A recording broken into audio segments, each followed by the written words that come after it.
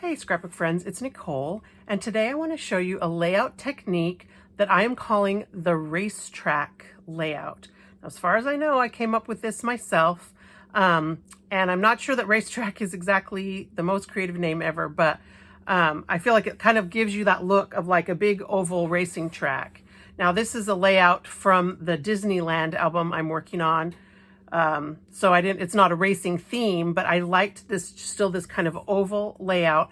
And then I'm also going to show you how to do the scallop around the edge using the Apple Border Maker cartridge. And you could use this same technique just to go around a circle if you wanted to. So we're going to start with the Racetrack technique. Now, the one I showed you is a double page Racetrack. It is also possible to do this a little bit smaller, like for a single page layout, and I'll show you that one in a little bit too. But to start with, you're going to want to use the Creative Memories 13 by 13 cutting mat. Now, you guys know that my workspace here has just a self-healing mat that covers the whole thing. I think it's a 24 by 36 mat. So I use that a lot of times for when I'm just cutting regular circles. But for this one, you're going to want the 13 by 13 mat because we're going to use the measurements that are on here. And what's nice about this new mat is that when you put your 12 by 12 paper down, the measurements show on the outside. And so that's kind of what we need, is something to be able to align it on the outside. So I've got my paper put here exactly on the mat, and I'm going to take my jumbo custom cutting system circle. Now, I have taken a little bit of washi tape and marked for you these little feet, the little grippy feet that are on the bottom of the mat. You would not want to put washi tape on your own because you don't want to lose that grippiness that these little feet give you. But just so that you can see it when I'm showing it to you, I put this on just for purposes of the video. And so you can see that in the middle of that little foot, there's a dot, and that each of these feet has one exactly across from them. Now, they're not like at, 12 and 6 and 9 and 3. There's 6 of them. So we're just going to use this one and this one that are both going to be on this 6-inch line. So I want to position my paper, make sure my paper's straight,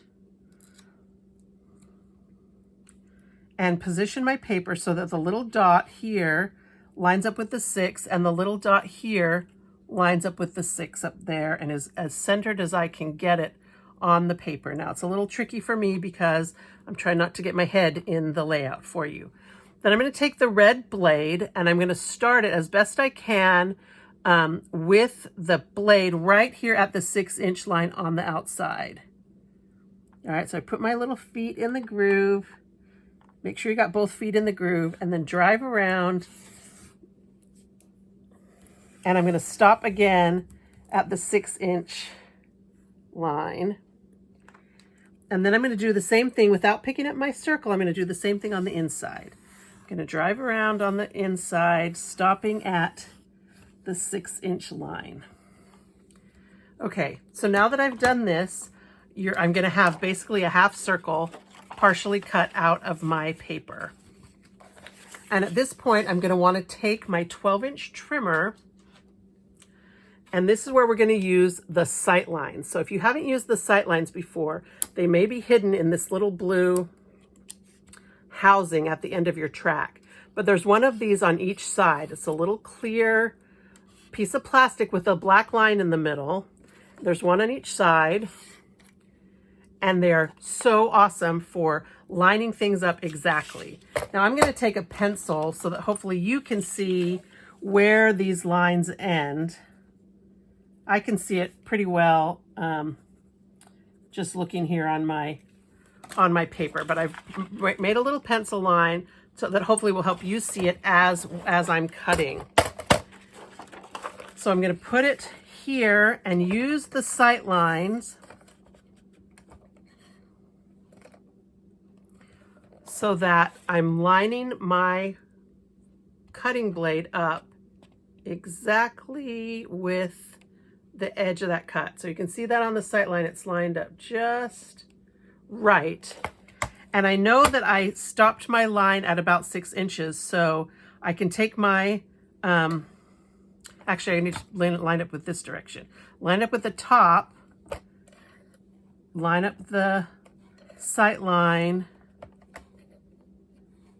exactly on that line. And then you want the blade to start cutting at 6 inches. So I know that there's this little white line, and this time I can easily see the line that corresponds with it. But I also know that this housing is about 1 inch. So if the edge of my housing is just shy of 7, I know that the blade's gonna be at 6, and I can just start there and cut. And then I'm gonna scoot it over and do the same thing. Now, this little triangle piece right here can also help you start your positioning. So I'm going to line this up here with my positioning, but I'm going to verify it with the sight line. So I'm in the right spot. I'm right here at the 6-inch mark.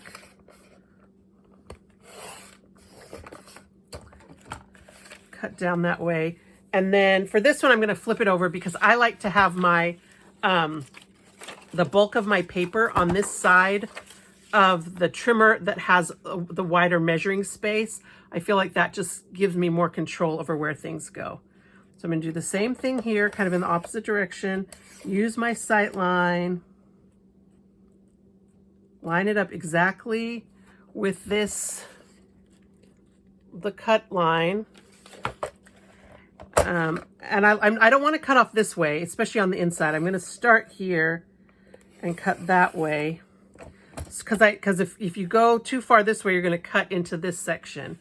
And then the same thing right here. We're going to make my paper straight at the top, line up my sight line right here at the 6, and cut down. All right. You may have to do just a little smidge of cleanup right here. It's not an exact science. But that gives me my beautiful half circle racetrack-y shape. So this would be one part of the layout that I would use this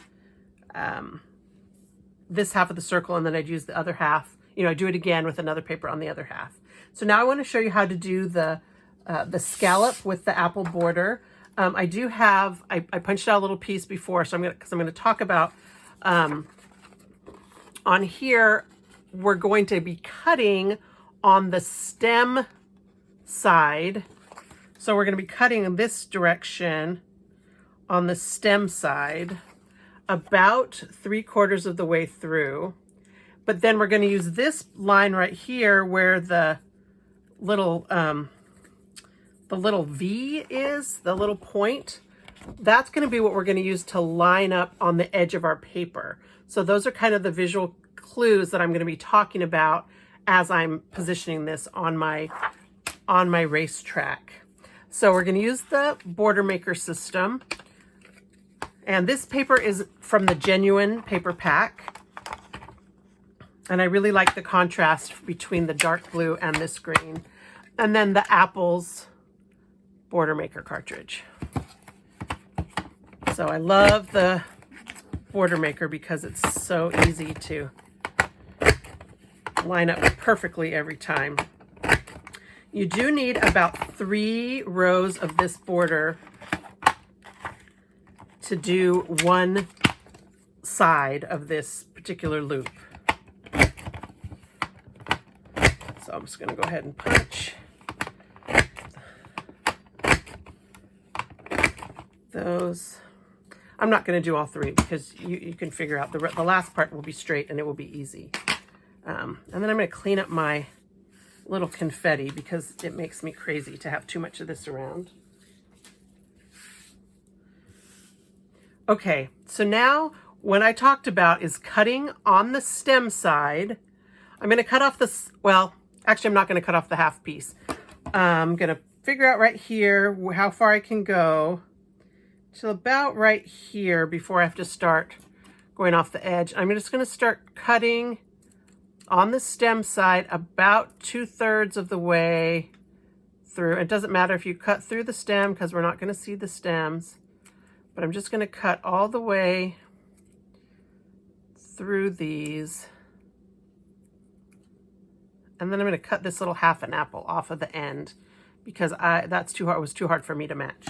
And then I'm going to take my repositionable tape runner, and I want to put this on the back because I just want the little scallop part of the apple to show. And I think I need to start, yeah, this is right. Okay, and I'm just going to run repositionable adhesive right along this edge, as kind of as close to the edge as I can without going over. And then I'm going to use that little V that we talked about, this little V, as my positioner. And I'm going to position that V right on the edge of this paper. And that's how I'm going to know that my apple border is straight. I'm using the repositionable, so if I need to move it around a smidge, I can. And then right about here, when you start to get to the curve, that's when these cuts are going to start coming in handy, because you just can overlap them a little bit and continue to line up that V with the edge and overlap as necessary. Oops, that was too far. To get each of these little apple pieces. Okay, I've run out of adhesive.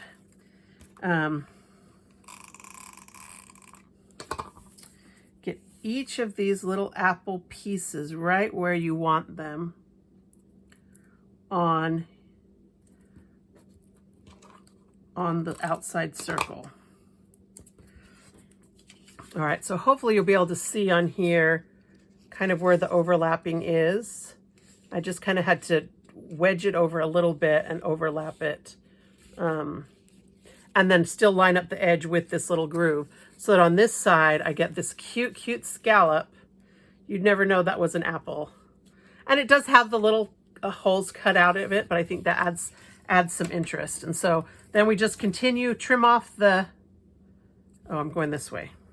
Yeah, trim off the end piece, start on the stem end, that's important, and make your cuts. And because this whole piece is going around the curve, I'm just going to cut the whole piece. You don't want to cut it all the way through. I mean, you could cut it all the way through, but it makes it a little harder to, it's a little fussy to cut all the way through. But if you just cut about 2/3 of the way through, all the way down your apple chain, that's going to allow it to curve for you. And like I say, cut off that extra little apple on the end. And then just put your adhesive down. I love the repositionable adhesive. Oops, and I've just run out of it. So may not be able to finish this all the way for you. Oops, this way. Line up these two together. And some of them you have to fold a little bit more than others to get the curve.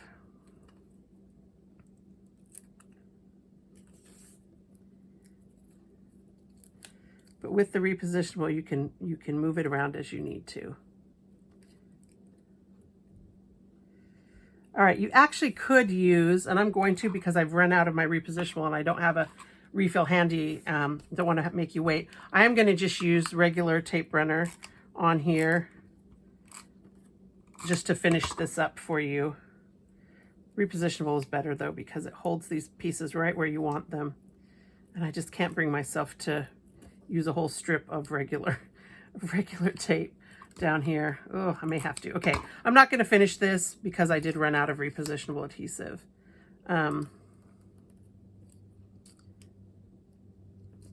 But you get the idea of just folding those little cut lines just in on themselves and then lining up the little V with the edge of your paper.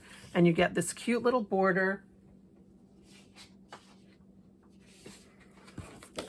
that when you put it on your layout and you do it on both sides, you're going to get this cute little racetrack effect of the border.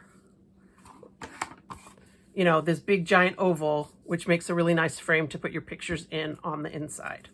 All right, like I said, it is possible to do this with the smaller circles. This one's a little bit trickier because you don't have exact sizes to do. If you wanted to go all the way across, like you want a long one, you would want to go around diagonally. I'm going to do a short one like this. And let's see how I can use my mat. I'm going to position it so that this one's a little easier because it's, we just have 4, and these are, you know, 12, 6, 9, and 3. So I'm going to put the,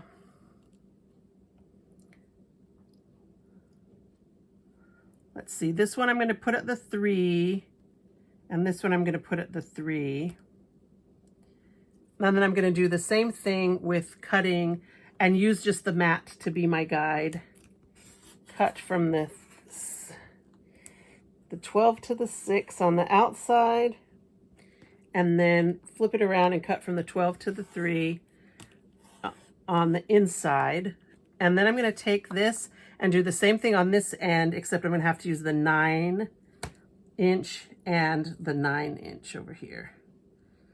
And that's going to make my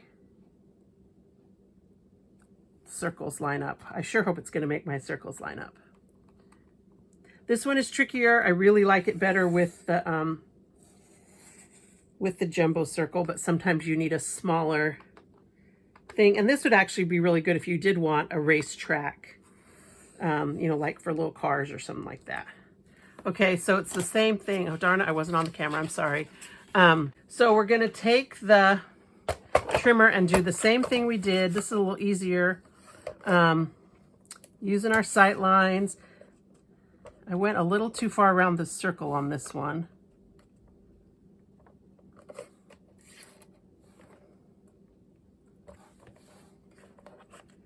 But we're just going to use the sight lines and line these two up.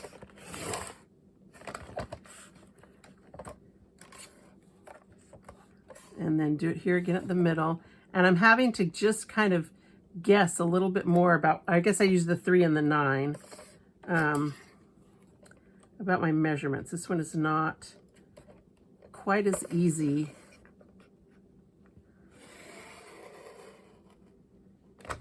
Always better to cut a little bit short than, because you can always go back and trim that with a pair of scissors. Oh, let's see, make this one straight.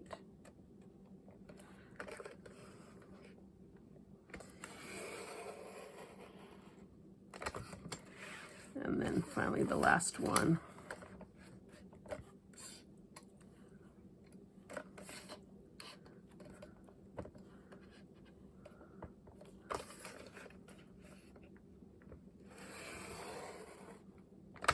All right, so here's my little oval, my oval racetrack shape. Again, I'm gonna just trim it off. You see me using my cardstock from the paper packs, which I love to use. And then I've got this smaller oval. That would be really cute for like a BMX biking page or go-karts or something like that. I really love the big double page ovals though. I just thought that that made a fun look. And hopefully this tutorial has helped you to figure out how to do it for yourself. Just remember to use the cutting mat rulers and the little feet on your jumbo circle or your circle to tell you where to start and stop so that you're straight, so that when you go to line up, your side pieces can just be cut with the trimmer.